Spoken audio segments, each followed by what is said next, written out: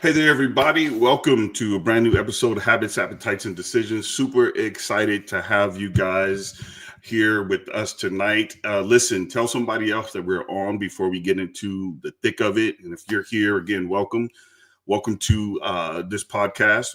I'm going to talk about something here that's really near and dear to my heart with the gentleman who I literally just met, literally about 8, 9 days ago. And we were sitting next to each other. We were at an event that we were invited to. We were both panelists at this event, and it was a fantastic event. In fact, I believe that anytime you're invited to speak anywhere, regardless of the crowd, big, large, small, whatever, whatnot, you should consider it an honor, whether you can take the invite or not, that somebody thought of you in this process. So I am grateful for this opportunity to introduce to you all Rodell Razor. Rodell is a financial consultant. And when we were sitting, we were talking because there were so many questions that were coming up. And, immediately I just thought to myself, this is somebody who I need to have. And as soon as I posted it, I started getting people inboxing me saying, I need to hear about this. I need to be a part of this, and so on and so forth. So you do. So this is really, really important thing for you to get yourself to be a part of and to hear. Now, again, tell somebody if they can't make it, tell them they need to go back and watch the replay because we are recording it. And then in the process of that, we'll be able to, again, make sure that we get this into the hands of people. But Rodell, thank you so much, man, for coming and hanging out with me here for the next few moments as we talk about some finances in various different ways in areas. But so I can be quiet and let you go ahead and just introduce yourself. Tell everybody about you. Just kind of give us an overview of who you are and what you do. And then we'll proceed from there, man. Yeah. Well, first of all, thank you for having me. It's an absolute pleasure to share the space with you. Thank you to your audience that's listening for allowing me to take up some space here. And yeah, that event was really incredible. Man, I was just telling the guys here that the one of the things that when men come together and we share authentically with one another, and then you have wisdom both on the panel and in the crowd that's able to ping pong back and forth. It wasn't Yeah. even a conference. I called it a forum. And so it was Good great word. that it was, and so I really appreciate getting to meet you and that we're able to hold this space. But hey, everyone, my name is Rodell Razor. I live over in the West Valley of Arizona, Phoenix, Arizona area. My wife, Brittany. I have 3 sons, Connor, Crew, and Caleb. I'm a financial consultant. That includes a myriad of things. I own 4 companies. I run 2 nonprofits, and I'm also a pastor at my local church. And so God has blessed me with one thing, and that's been an incredible network of people and that just continue to bring opportunities my way and trust me to be an advisor in that space. And so I'm really, really excited to be here and have this conversation around faith, finances, family, and wherever the conversation organically leads. I'm excited to be here. Yeah, man. I think we can get into all of that. There are people who ultimately, I know that people have some questions. I know some people wanted to know if we'd be able to field questions. Here's the thing. I want to just have this conversation, with Rodell, and then hopefully he's willing to come back and hang out. And then what we could do is we could set that up where we have some specific questions and we can say that we're going to answer those. But tonight, I just wanted to kind of expose you to who he is and to what we have to offer here during the time that we're going to be together and give you an opportunity to think through some of the questions that you have so that you're asking him questions that actually pertain to him and that he can answer for you. So we want to kind of be more on target with that. But Rodell, man, again, appreciate you being on. And sounds like you got a lot going on with the businesses, with ministry, with different things along those lines. You sound like we have a lot more in common. In fact, y'all, I haven't even had a chance to sit down with Rodell. I was just telling them before we went live that I want to be able to hang out with him here, and chop it up with him for a bit and just find out a little bit more about him. But he just told me something else I didn't know about him either. But man, listen, so let's kind of dig into this. I'm going to give you some of my perspective. I know I sent you a list of questions that we're asking.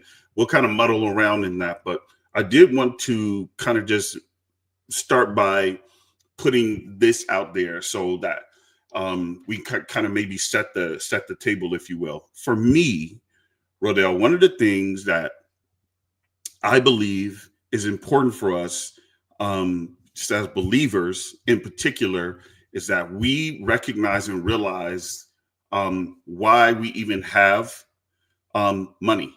Why did God give us the currency of money? What do we do with it? Why do we have it?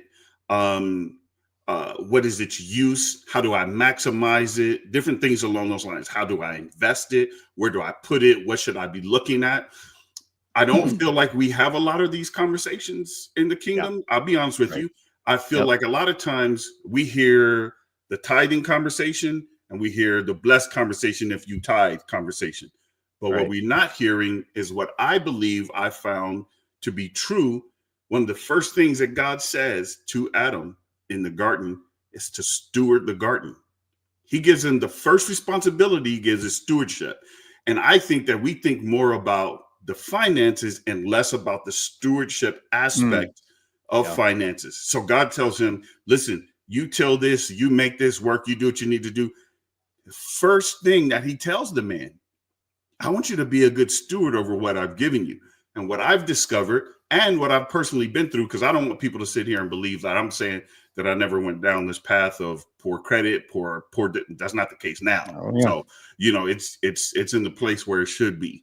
But I didn't understand stewardship. And I didn't understand that the Bible speaks of stewardship. And I also didn't understand why I was watching other people who weren't Christians do stewardship better than people who were. Right. And so with that being said, man, can you give us just kind of your thoughts being in the financial realm as a financial consultant?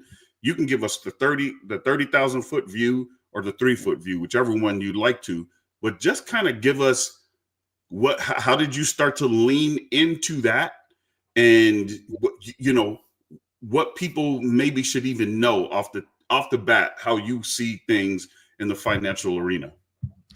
Yeah, I appreciate that. And I think you're absolutely right. I'm going to echo what you said as far as what one of the first instructions that God gave man before he gave him woman, he gave him work. And I think that's something that's very, very important is in, like you said, that stewardship message. And for me, my stewardship relationship started when I had to rebuild. And so I told a little bit of my story. I was a former professional athlete. I went back and got my master's degree. I went into the corporate world. I was a VP of sales. I was making pretty good money for a 20 something year old. And then I had a child on the way. That child led me to go, you know what? I'm moving from one part of the country to the next. In that transition, I lost my job, but I didn't just lose my job. I lost everything. I was 26. I was spending more than I was making. I had a brand new car, a brand new condo. And I went from making 6 figures and had a master's degree to my car getting repossessed, had to file for bankruptcy. And I was getting my groceries from a food bank with a master's degree and a business owner. I had all these nice titles, but I really didn't have the stewardship.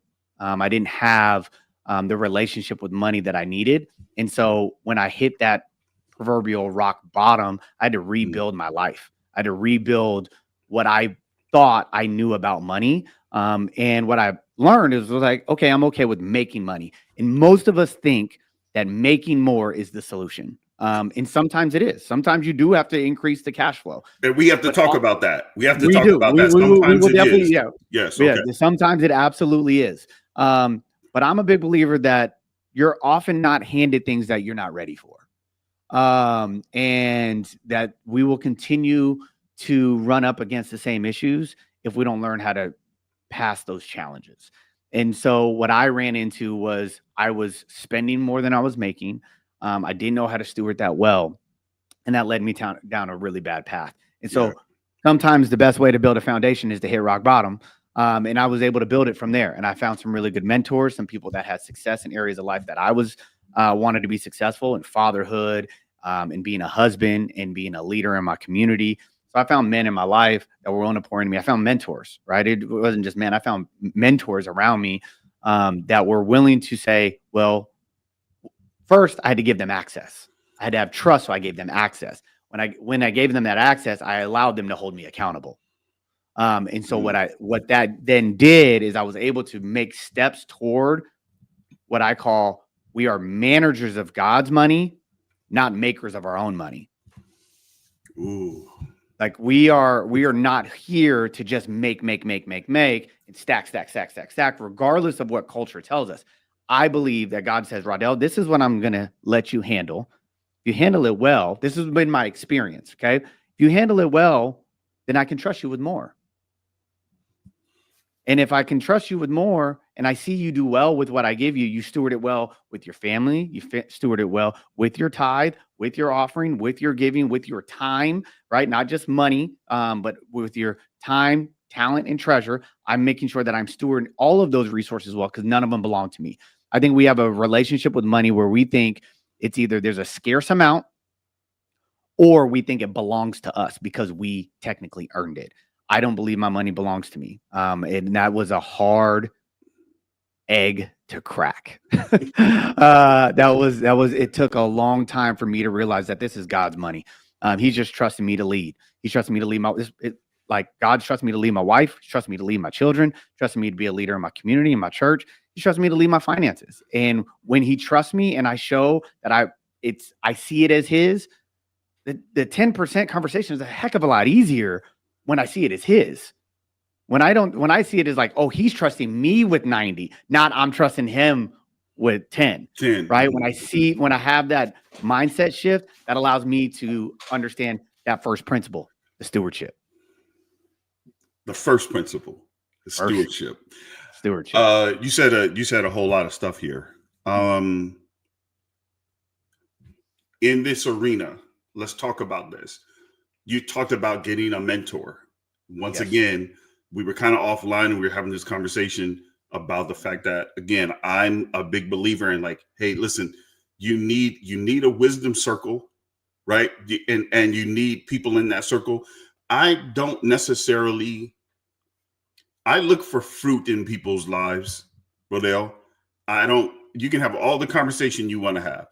When I was sitting next to you, I'm hearing of the fruit that's dangling. Now your father-in-law's in the room, so I knew you weren't fibbing. So I was like, hey, this is real talk. His father-in-law's in this room, right? So I'm like, hey, this is somebody I need to talk to because they have fruit. You made mention of two things around this financial ideal with mentorship. I think is really important. You said first you had to give access. Yes. And then you said you had to give accountability.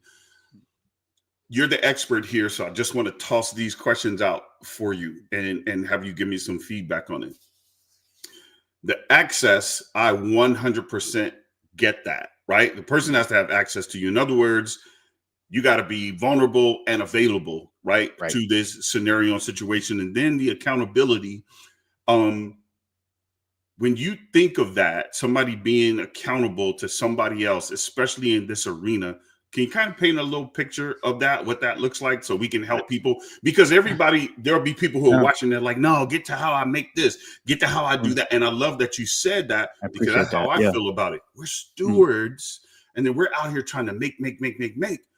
But like I do, being a former professional athlete, a lot of these dudes are broke by the time they're done, or even broke when they're almost at the end because of stewardship issues. But the accountability. Yeah, accountability. I mentioned this. Anybody who's gotten to know me at all, heard me speak ever, that word is going to show up. It's my favorite A word, right after amen. Right, and so I believe in accountability is the key that unlocks transformation, and that isn't only in finances. Practically, I'll show you some ideas of what that looks like, but that's in every area of life. That's why personal trainers have a career. Everybody knows to go in the gym, move your body, eat right, but you need accountability. You hire them for accountability, not for strategy. I think the best thing for a financial conversation is to go. You mentioned fruit, and fruit is a simple way for people to start to go, okay, who am I going to allow to speak into my life? I'm not going to go to someone whose marriage is a wreck and ask for the marriage advice. Now, they may be able to give me very good marriage advice because they know what not to do. That doesn't mean they're not qualified. It just Right. means that isn't where I want to glean. I want to glean inspiration. I don't want someone speaking out of a space of desperation. Right. And so that's where I decide, how do I allow people to speak into my life? It is the fruit, and it's a lot of the experience. Both of us, we missing a few up top. We, got some salt and pepper in the beard. And so there's some things that I do want people who are my senior to help me with, but not always. Wisdom doesn't come with age, it comes with experience. And so I think that knowing that people have walked that path before, it makes it to where I can just trust that I'm not going to hit those same rocks. And so what that looked like for me financially was I was open. I filleted myself open and said, hey, here's my financial outlook. Here's how much I'm making. How much I'm spending. Here much on my bills. And I showed that to someone I trusted and said, what should I be doing with all of this? Because I get to the month and there's more month at the end of the money. And I don't know how you would expect me to tithe when I don't even have enough to pay my basic bills. Yeah. And so I had to operate in that first 10th principle, but I needed someone to have visibility, because sometimes we forget that I can't run away from Rodell as much as I think I can. And so when I allow someone else to look into it, I'm held to a different level of accountability, because I'll lie to myself and I'll trick myself and I'll advise myself out of doing different things. But someone else who I say, hey, this is exactly what you should be doing, Rodell. Let's report back. Let's meet again in a week. Let's meet again in 2 weeks. And it's the same way I learned how to pray. It's the same way I learned how to read my Bible. It's the same way I teach my kids how to walk. It's the same way. It's the same principles. I'm going to walk with you first. Yeah. And then I'm going to watch you walk. And then I get to watch you fly. And I think so many of us, we start earning money before we start learning money. And so we don't want to give people that access, whether we're shame, guilt, bad habits, whatever it is. We all have our different hangups and holdups. Mine was shame. And it's hard to let people look into that part of your life. We talk more about, especially in the church, we talk more about everything else. We talk about marriage, we talk about children, we talk about politics, but talking about real money issues is very difficult because it is a very sensitive conversation. So 80% of marriages end on some type of financial topic, and that's difficult. And so I understand that. And so if you allow someone that access and that accountability, you have to put yourself in a vulnerable position where they know a lot of information about you, and you can't hide no more. 2 minutes. So again, for those of you who are watching and who will watch, and you will see this. Okay, that was a mouthful. But let me just put this out here like this too. I love that we start earning money before we start learning money, and that's part of the problem. We need to put a system in place, that a blueprint, if you will, that allows us to understand again the purpose of money. So why did God give us money? Why do we have this as a currency? What is God's plan for this money? It's for us to steward over it very well. But we're not having those conversations. We talk about divorce. We talk about family issues and different things along those lines. I have people who I've worked with who, again, they have so many credit cards. They spend so much money in various different areas, different ways, different things along those lines, man, that they're always just in a cycle. And then they look the part too, because this happens too, Rodell. This happens too, right? These people go out, they got the car, but they really don't have the finances for it, right, to maintain it. But they look like they're doing something really special. And these are the kind of things that I want to bust away from people who are looking to really step into a more financially sound life that allows you to live free, where you're not praying and you're trying to fake it until you get something done over here, right? Hey, I hope this will last me until X, Y, and Z, until this other thing comes. And so you're over here stressing about a deal coming through or something else that needs to happen, because this is just kind of the lifestyle that you're living. What is my other question for you around this is this, or like what are some of the most common financial habits that you see that hold people back from building wealth? I deserve. That term is the beginning of most bad financial decisions. I deserve to go out to eat this week. I worked hard. I deserve to have this drink. I deserve to go on vacation. I deserve. No, you don't. You work and you have to earn and you have to plan. And that's something that I feel like the creation of the credit card is a newer concept that did not exist. I think it's maybe 50, 60 years old. Right. Credit card, it's a huge business. And it's a huge business because we want before we have earned. All humans, right? Back to Adam and Eve. We want before we have earned. And it's built into who we are as humans. And so we have to turn down our wanter. And so practically one of the biggest financial mistakes that I see people in is unnecessary consumer debt. Not all debt is bad. I'm not a knock on Dave Ramsey, but I'm not so aligned with every single philosophy. But I don't think all debt is bad. But consumer debt, credit card debt, buying cars that you genuinely cannot afford, those are things that put you in holes financially that are very difficult to climb out of. Now, Demetrius, if I handed you $100 bill and I said, hey, I'm going to give you this $100 bill. I want you to go find a place where this can make 20% interest. You're going to be like, oh man, I don't know no investments like that. Like that's going to take me a while. That's what a credit card company does every single time they hand you a credit card. They have found a way to make their $100 make 20% every single time you swipe. And so that is something that we fall into that trap. We fall into it. And so that's what they do. They found someone who, hey, you're my best investor. You done figured out a way to make me 20% every time. Wow.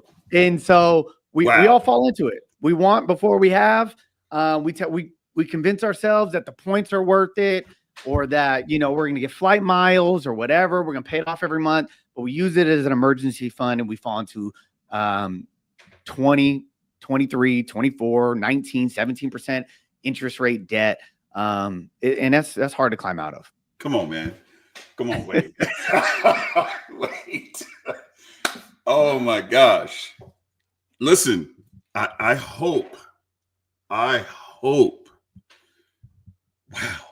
I have to sit with that for a minute, man. I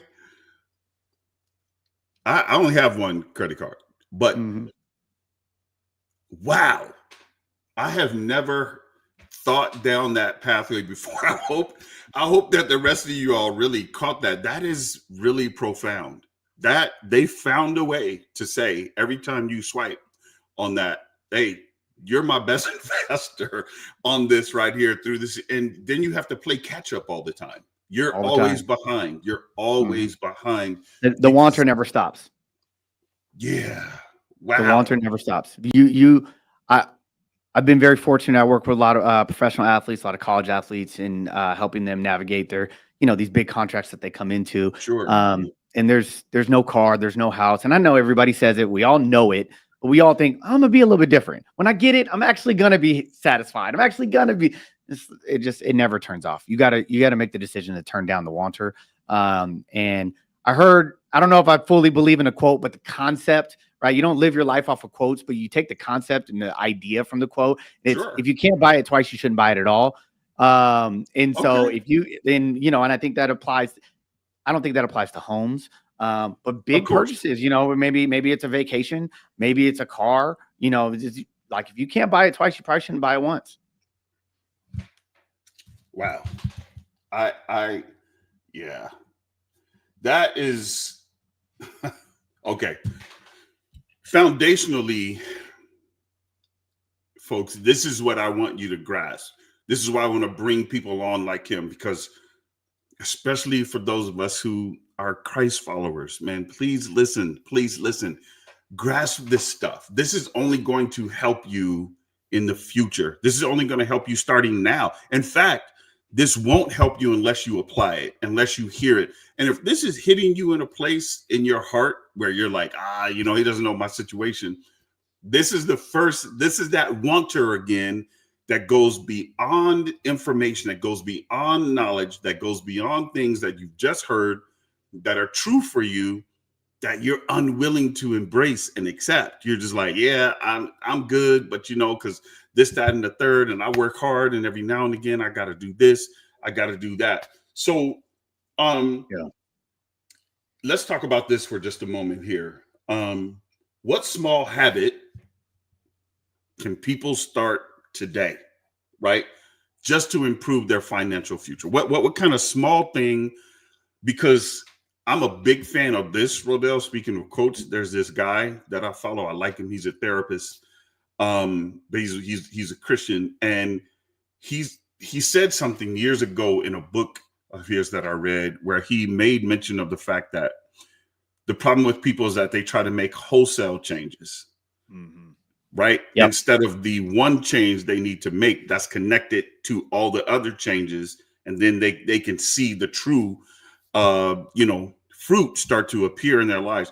We don't need to make wholesale changes right away, because I don't think people are disciplined enough. Maybe, again, you could shed some light on that working in this space, and with the people that you work with, the level of people that you work with. I don't think that people are prepared to make massive change, because that's too much of a turn for them, right? It's like driving a passenger hard left turn. It's a hard left turn, right? So what's the small thing you think when you are going to advise somebody, or maybe we'll give information to somebody here tonight for that? So I have this thing I call the never 100 rule. And the first step you take is you budget. So that means you write down all of your expenses, both fixed and variable. That term means ones that are stagnant, like my mortgage is the same every single month. My car payment is the same every single month. And then there's variable. Groceries are a variable. Gas is a variable, right? Those are things that fluctuate. Create a budget. Just literally write it down. That is a tiny, tiny task that most of us do not want to do. And my wife and I are not free from this, right? We struggled a long portion of our marriage financially. We had to build our life on this, which was we had to know where every single nickel was going. Because when we swipe our cards, the card swiping, again, it's a new concept. We swipe our cards, we don't have the emotional attachment that money's leaving the way we used to with cash, right? Our grandparents, they always carried cash in their wallets, right? And they would know how much they always had on them. They knew how much was in the bank and what they had on them, and they balanced a checkbook every single month. We don't do that. And so I encourage people, just get a budget and then never spend 100% of your income. It's called the never 100 rule. Because if you're not spending 100%, then you can do something else with the rest of that, right? And that's difficult when your bills exceed your income. That's when we can get to an income conversation. But we need to know what the actual expenses are. And my wife and I, we would do the thing where it was like, we swipe the card, see if it would work. Did it work, right? Not look at the bank account for 2-3 days. We've been there before too. Right, right. You don't want to look at the bank account because you don't want to see the truth. And so if you guys are listening today and you're like, okay, what can I do? Is get real with yourself. If you're not going to be accountable, if you're not going to take those big wholesale changes, at least look at how much you spend every single month. Look at how much you have coming in every single month, and then figure out a way to meet those demands. If you need to increase cash flow, decrease expenses, and then aim to never spend 100% of your monthly income. Okay. Aim to never spend 100% of your income. Write a budget, and then review the budget, and then do the budget. This is hard. I think we all certainly have struggled in that area before, right? You're like, hey, or two, sometimes you get a lot of money and you have the dreams on the inside of you that like, man, I don't know if I'll ever get this again. So you go out there, right, and you start making purchases and all this other kind of good stuff, so on and so forth, instead of thinking about the future and putting that ahead of in life for you. So create a budget is an easy thing to do, but also probably the hardest thing for most people to do. First step. Because it makes you hold yourself accountable, right, to what you wrote down, to what you visibly saw, and you know that it's there. It's your version of stepping on your financial scale, right? So many of us, we done took the batteries out the scale because we don't want to see what it keeps telling us, right? So this is our way to step on that scale and go, all right, I got some work to do. These are great analogies, everybody. So, man, and I love that you said that, right? So that's your financial scale you step on, and you're like, hey, I need to eat better. I Yep. need to walk. I need to exercise. I need to cut out this sugar. I need to cut out this, that, and the other, which is a whole nother thing that I Yep. find that's a real challenge for a lot of us to overcome again, because we're like, hey, you know what? Though it's just this time. It's just Hmm. this time. It's just this time. Would you say that once you give yourself permission, Rodell, the first time, that the second time is even harder than the first time, then the third time gets to the point where you might whisper permission, and then the fourth time you're not even asking permission, then the fifth time you just went just completely out there? Would you say once you violate your boundary, that it's just so Hmm. much easier for you to just ultimately just violate it without even being conscious of it? Yeah. Anybody who's struggled with any type of maybe addiction or stronghold, they can attest to um, the hardest lie to live with is the one you tell yourself. You told yourself you weren't going to do it, and then you did. And you start losing trust in yourself. And it's hard to create momentum when you don't have trust in yourself. Yeah, When you make a commitment, hey, I'm gonna lose this weight, and then you proverbially lied to yourself, yeah. you stop believing in yourself. And it's hard to create momentum when you do that. And you stop believing in yourself.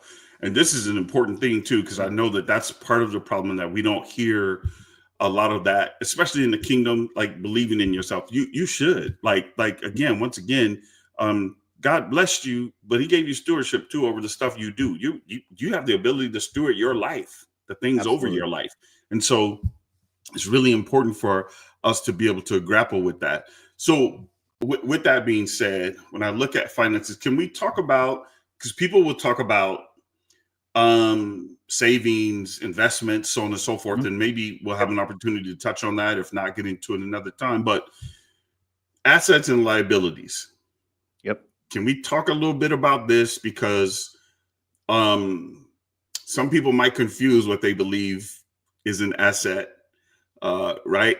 When in fact it's really a liability. Yeah. Just talk about that a little bit. Just give people an overview of So that. I'll define. So I do teach my children this. So anybody who's watching and this feels elementary, don't allow me to insult your intelligence. I apologize, but I'm explaining it because we might have some younger listeners on here. But an Sure. asset is something that can pay you, and a liability is something that costs you. That's the simplest way to put it. Now, this watch is a liability. Now, could I flip it and maybe make a few bucks? I have no idea, but that was never the intention of the purchase. It Hmm. was to Hmm. tell time and for me to wear and to be fashionable. That means it's a liability because it costs me. It may never pay me.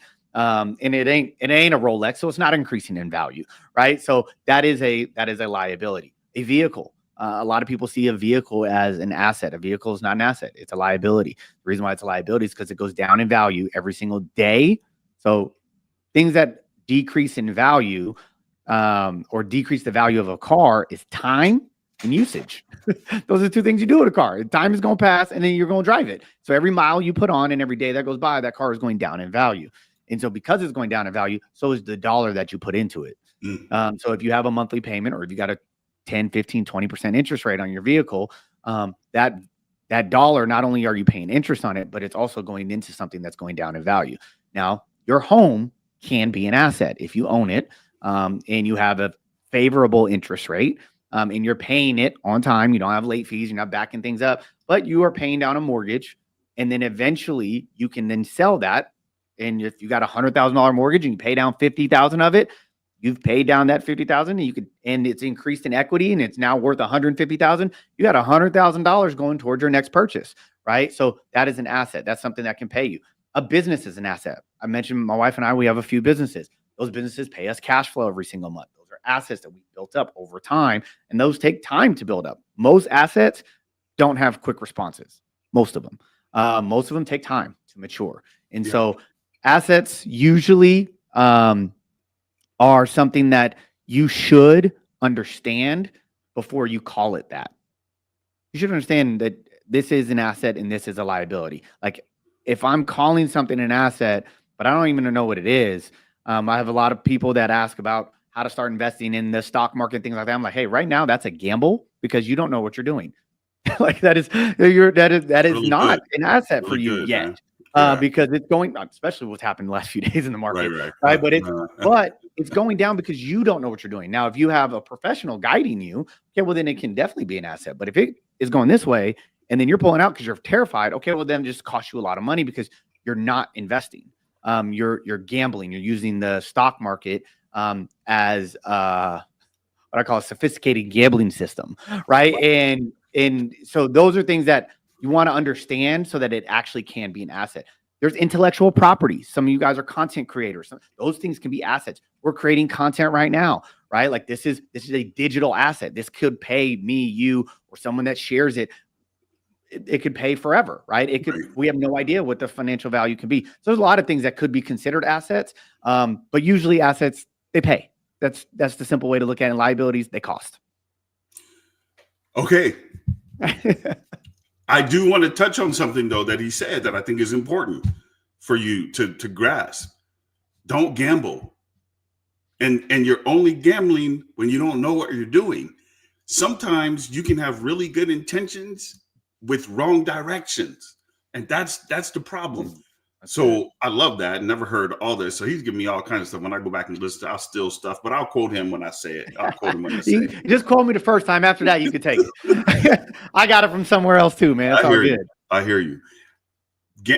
I love this because that's what it ultimately boils down to. Like you're gambling on that. So find a professional, right? So if you want to know something, find a professional, and don't lie to yourself about what it is that you're doing. Don't lie about it. Be honest with the professional. Tell them where you are, what you're doing. We just talked about that, right? Finding people to mentor you through this space. So get with the right people. Let the right people lead you. Let the right people guide you, and talk to you about these various different things that you need to know about finances. Listen, I'm not a guru, but that's why we have people, my wife and myself, who we call and they call us and they let us know what they're doing, right? And they talk to us through these things like, hey, this is what we see with this is what's going on there, so on and so forth. I don't want to give you any financial advice because what I do might be different than you. And let's speak to that for just a moment, Rodell, if you will, is what you might be doing is different than what I'm doing. So how do we look for somebody in this space to help us? And not all of them are created equal, if we're being honest, right? In the way that they go about doing their business. Some people just have a preference, and other people have more of a breadth of understanding across the financial landscape as to how things should be set up for you to maximize what you're doing. Yeah, that's a really good question because I think that, especially even my title, financial consultant, it's like, what does that even mean? What do you specialize in? And there's people that specialize in all type. There's people who specialize in just retirement strategy. There's people who just specialize in stock market. There's people who just specialize in real estate. So if you have a desire to grow your wealth, you want to try to get with people with the things that you have a level of passion around, you want to learn about. You just want to learn basic understanding. So where I got my financial foundation was a thing called Financial Peace University. That was a great financial foundation. That was not my forever plan. It was just a plan that worked at the time. And to answer the question around like, how do you find someone that fits you? So Dave Ramsey was a phenomenal platform for me to learn the basics of my financial picture. But there was gaps in it because I was self-employed. And his programming is very good for people that have a consistent paycheck every 2 weeks. I would make money 1 month and make nothing the next month, and then make a lot 1 month, and then it would be gone because I didn't know how to handle it, right? And so there wasn't a lot of resources out there for someone who was self-employed before. But I went looking for people that were doing things correctly. And I just started to look within my church. I started to look at people. Fruit is something that helps you sift. It's not the only thing, but it helps you sift. Yes. And some people have financial life figured out, but their marriage is a mess, the children are a mess. Nobody has it all figured out. None of us do. Right. But fruit allows you to sift. And if someone has something desirable, whether it's because of the car they drive. I know that sounds very, materialistic, or the house, or whatever that is. But if they own a business, or you think that they're financially successful, ask them for some coffee and say, hey, like, this is something I really want to get better at. Would you mentor me? And I have not seen, especially in the church community, people that don't want to actually be helpful to someone who's hungry. They don't want to be leached off of. They don't want someone just taking from them, but they want to pour out. And so making sure that you're bringing something where the best value you can bring if you want to be a mentee is a notepad. That means you came to learn. Don't come ready to express all of the problems and how all the things that you dealt with and why life isn't fair. Come prepared to learn, ask your questions, and make sure that you're having a clear takeaway, have a clear ask. Will you mentor me in this category, right? Not just will you be my best friend and will you, help me through my, especially when it comes to finances. Be clear, be concise, be brief, be gone. Be clear, be concise, be brief, and be gone. This is incredible. I also will say this to you, folks, something that Rodell said here that's just worth co-signing for sure. When someone gives you their time, please come.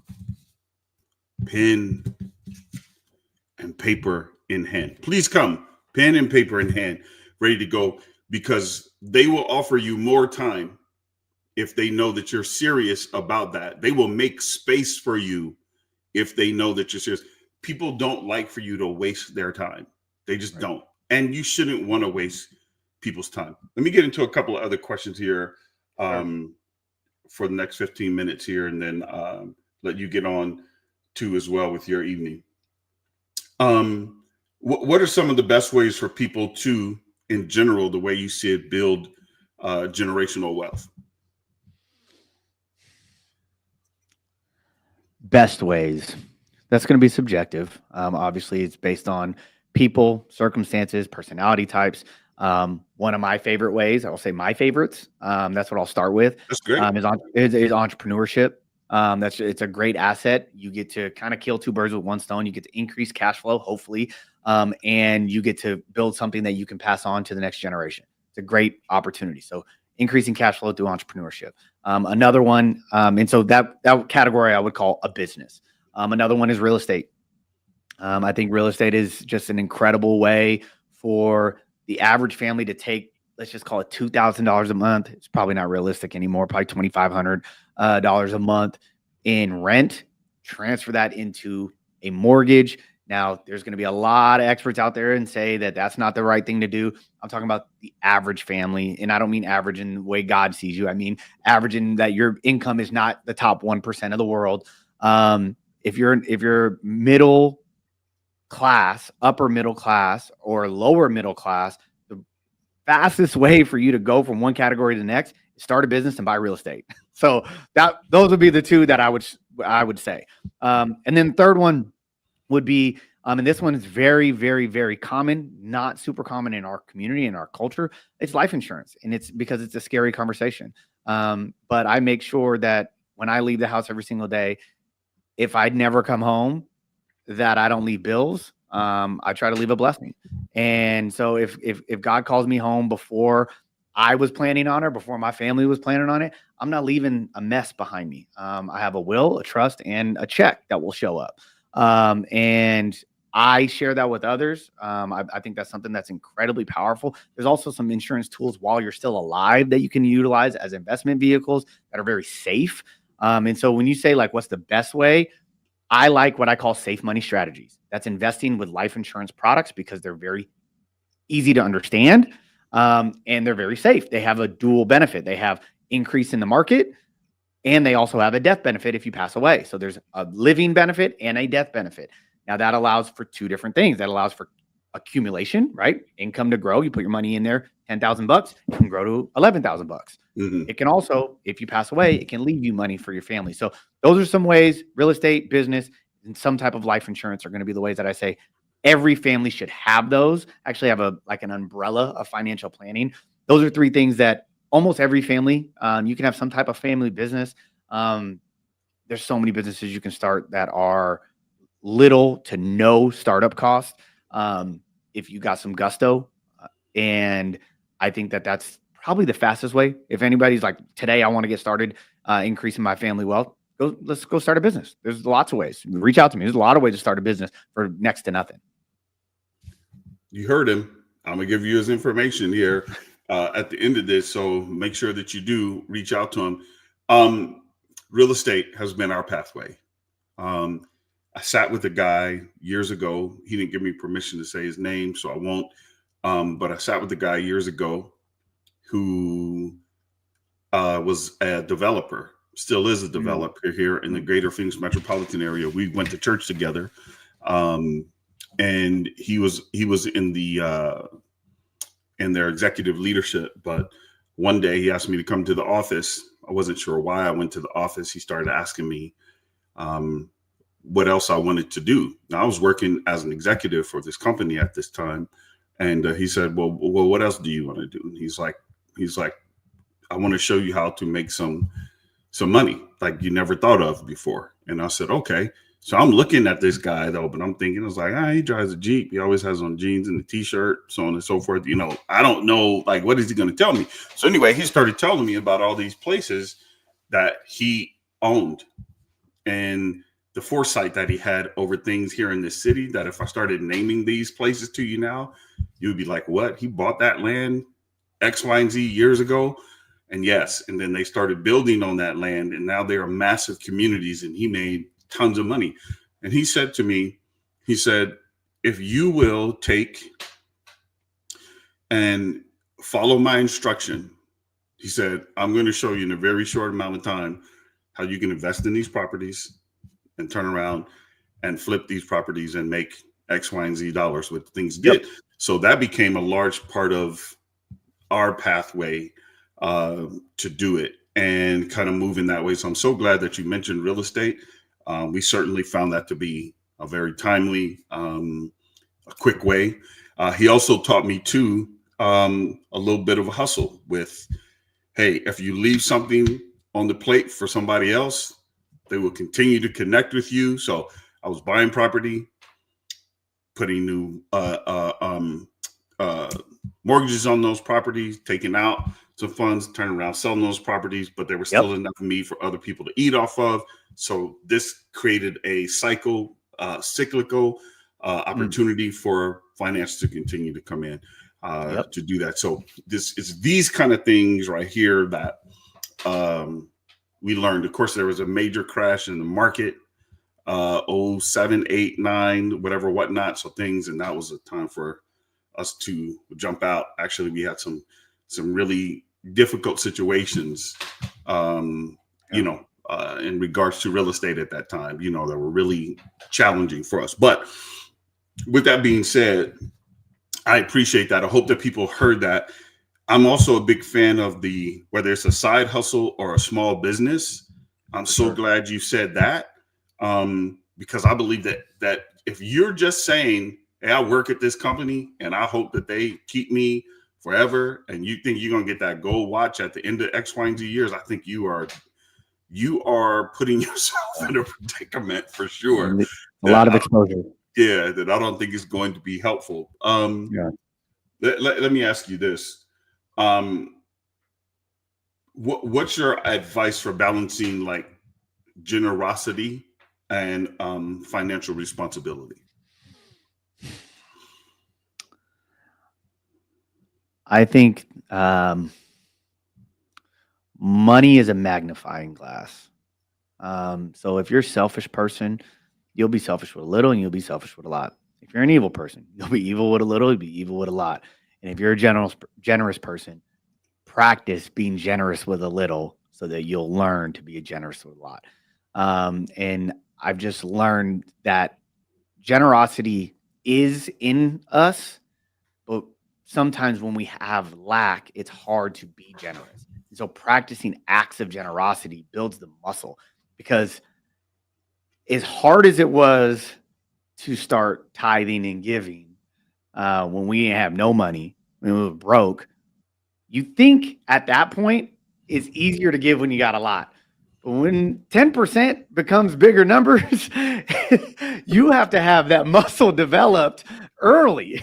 And so I pray, I do hope, I say it jokingly. I hope that everyone on this is really listening to my heart in this. Like it's the muscle you build when it feels like it doesn't make sense. Sure. It's a faith step. Sure. It really is. And so balancing that it's an act of faith.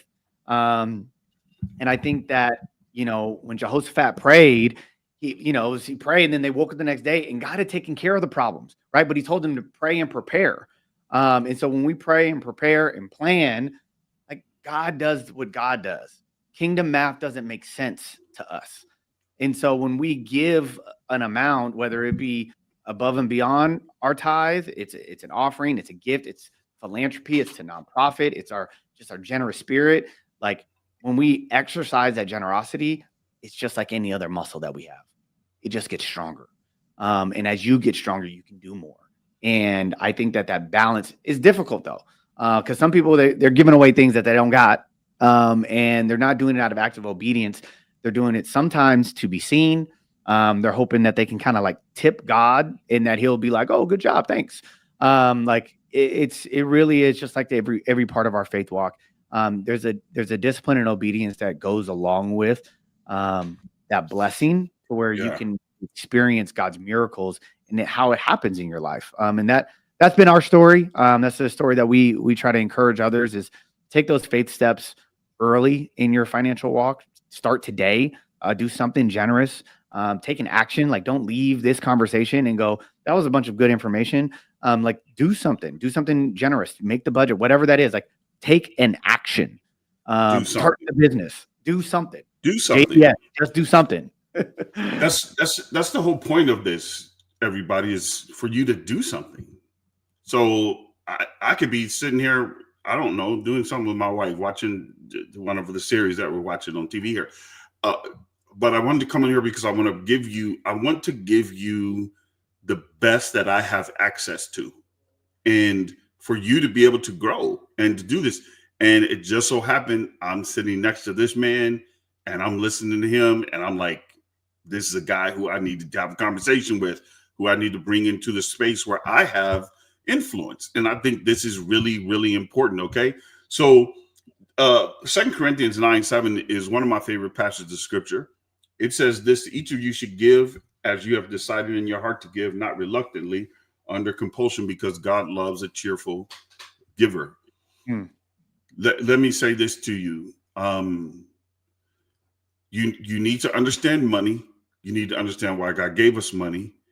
We need to understand the kingdom economy, the kingdom currency. Rodell made mention of the fact that the way that God deals with it isn't the same way that we would. That doesn't mean that we dismiss that some of the things that also happen naturally aren't things that we need to be able to take advantage of. We need to understand them in order to be able to maximize them while not shelving our faith, right? At the same time, we need to be able to wrap our head around it. So I'm all about it. It's cheerful. It's your willingness to be able to do this, not under compulsion, right? But God wants you to do it as you've decided to do it in your heart even. And so once again, I think there's an onus that God puts on us. He's like, hey, if you've decided to, the way you've decided to, I want you to function in that space. So yeah, I think that's important. If someone right now, it's the last question that I'll ask you tonight before we wrap up. If someone feels overwhelmed by their financial situation, what right now can someone do as a first step? Rodell, even considering the last 51 minutes of conversation that we've had here.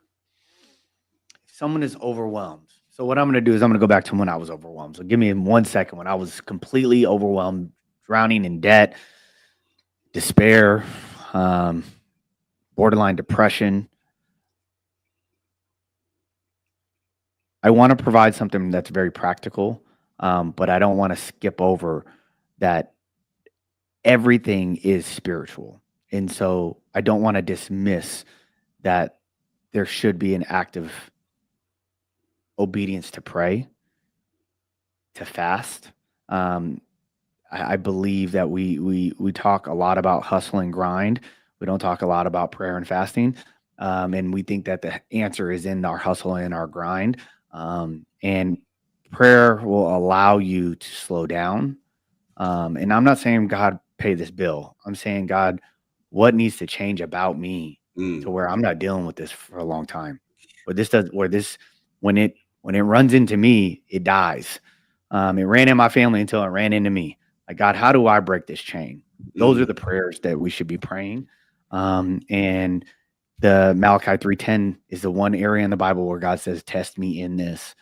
And so I want to encourage people that God knows that this is an area of stronghold. God knows that it's an area of captivity. God knows that you're wrestling right now, and that breakthrough that you're waiting for is on the other side of an act of faith and an act of obedience. And you might need a plan. So I don't want to dismiss the spiritual component of this. Practically, I think that someone who's feeling overwhelmed right now, especially if it's debt, is focus on one. Find one debt that you feel like you can go knock out.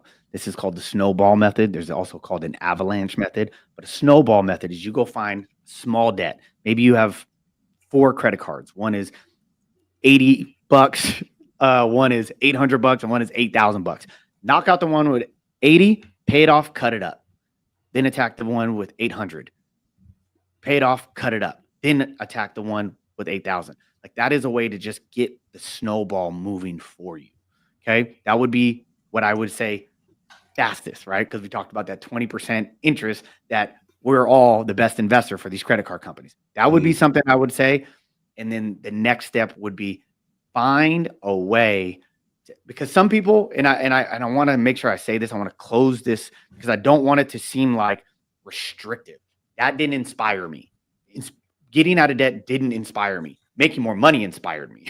So I want to make sure I'm talking to both personalities here. People who are in debt bondage and need to save and budget and steward better. But then there's people who want to out earn some of their bad habits. And I want to speak to that person too, because there is a hustler inside of all of us.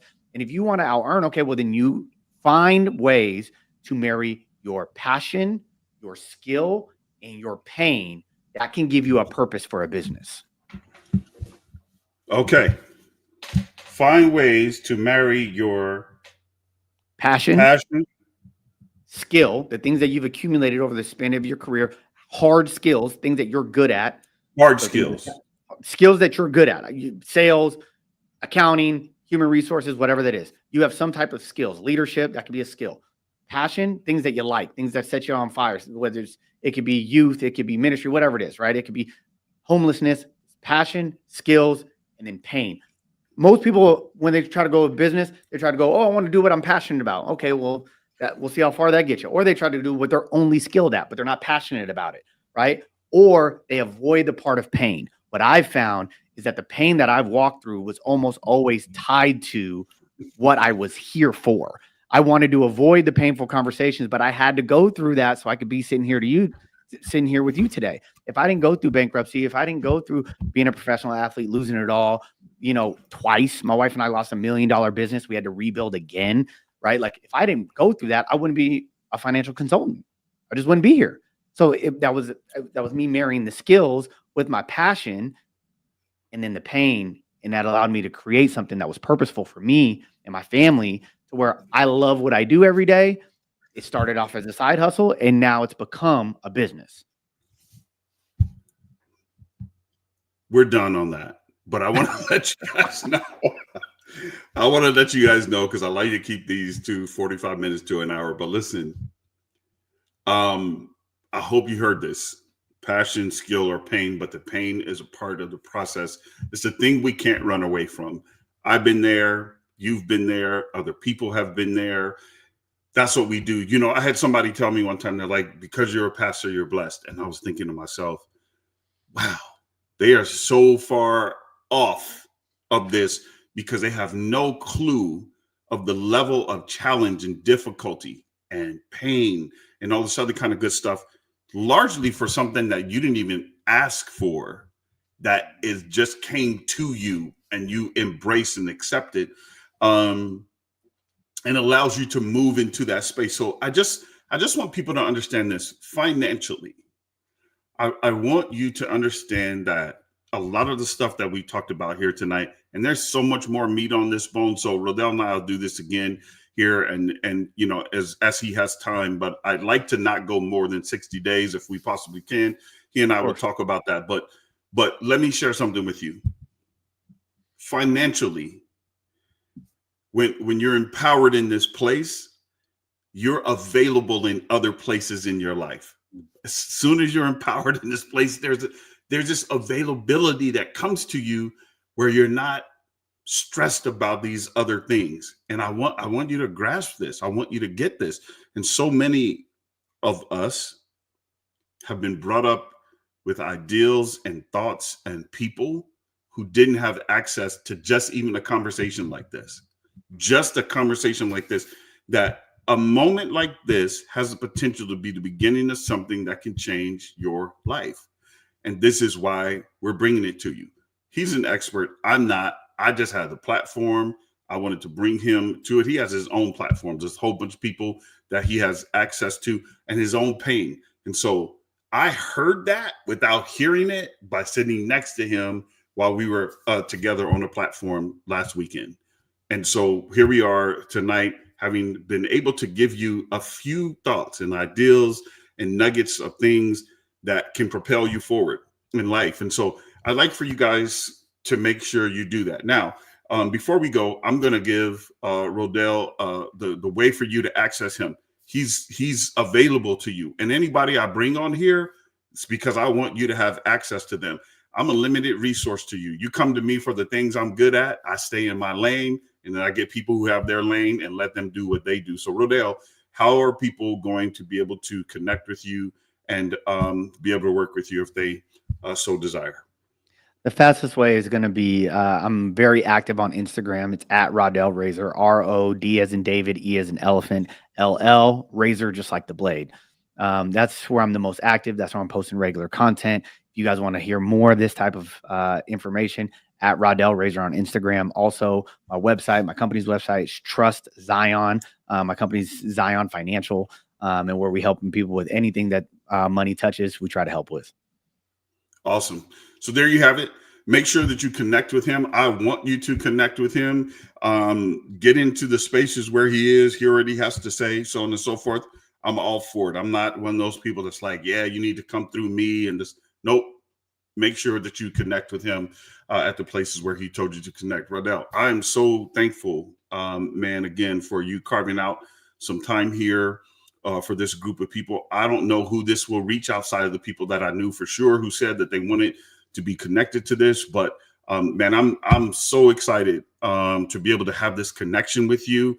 And I need to bring you into some of the other spaces that I have that aren't necessarily podcasts, because I'm trying to teach a group of people right now, man. I'm saying, hey, listen, I want you to grow. I want you to develop, and I want to continue to grow personally. Yep. I'm wanting to continue. So again, I try to get around people, man, who are in spaces and places who are doing things that I'm not doing, but can, again, lend something to me. And so for those of you who've been hanging out with me here on Habits, Appetites, and Decisions, you know that is my blueprint for life. I believe that if you have healthy habits, you're going to have healthy appetites. It's going to lead to healthy decisions. And so if you would like to work with me, make sure you connect with me over at demetriuscolbert.com. You can also find me on Instagram. Okay. I'm happy to connect with you in any way, shape, or form there. All you got to do is send me an email, and then I will get back to you. And then we'll go through a discussion on whether or not I'm the right person for you and what it is that you are looking for. If you're looking for my ministry stuff, you can go to the dig, the digg.org.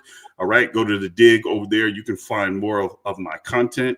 And then for my brand new Bible study, shameful plug, but I got to plug it here tonight. It is starting on the 19th. It's adults only. It is an adult Bible study. I'm so excited about it and looking forward to it. We are going to walk adults through scripture, and you're going to come out of there knowing exactly what the scripture says, and not so much about what I said, but what the scripture says.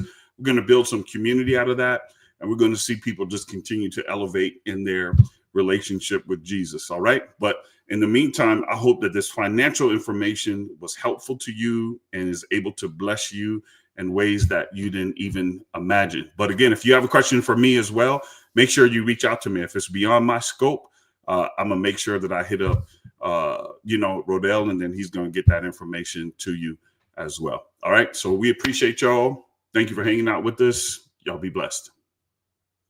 Thank you.